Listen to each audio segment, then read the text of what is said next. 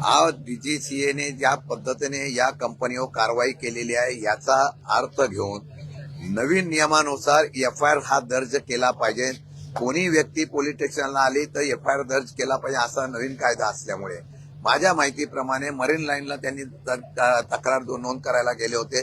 ते म्हणले की आमच्या हद्दीमध्ये नाही म्हणून बारामतीला ते गेलेले आहेत. बारामतीमध्ये आज एफआयआर दर्ज करण्याचा प्रयत्न करतील. तो झाला तर ठीक, नाही झालं तर आम्ही त्या संदर्भामध्ये प्रकर्तेने भविष्यकाळामध्ये चांगल्या प्रकारचं आंदोलन करण्याच्या बाबतीत निर्णय घेऊ. ही वेळ येणार नाही. सदनामध्ये सुद्धा सत्य परिस्थिती जाणून घेण्यासाठी आता आमची बैठक आहे महाविकास आघाडीची. त्या संदर्भामध्ये आम्ही चर्चा करून काय निर्णय घ्यायचे. आर पाटील स्वर्गवासी आर पाटलांनी ज्या पद्धतीने डान्स बार बंदीच्या संदर्भात कायदा केला, सुप्रीम कोर्टाचा आदेश आलेला आहे की काही नियमावली केली होती, त्या नियमावलीच्या आडून काही लोक पळवाटा काढून तशा प्रकारचा परत डान्स बार चालू करता हे पनवेल वगैरे या परिसरामध्ये तक्रारीनुसार आलं होतं. त्याच्यावर कारवाई करावी अशा प्रकारची मागणी केलेली आहे.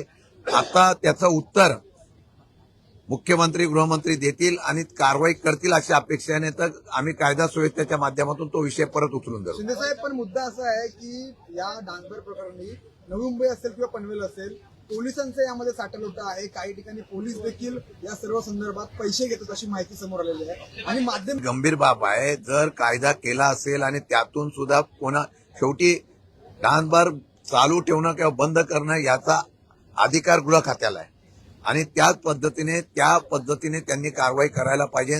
जिथं कारवाई करत नसेल तिथं चौकशी झाली पाहिजे. जे कोणी दोषी असेल त्याच्यावर चौकशी करावी.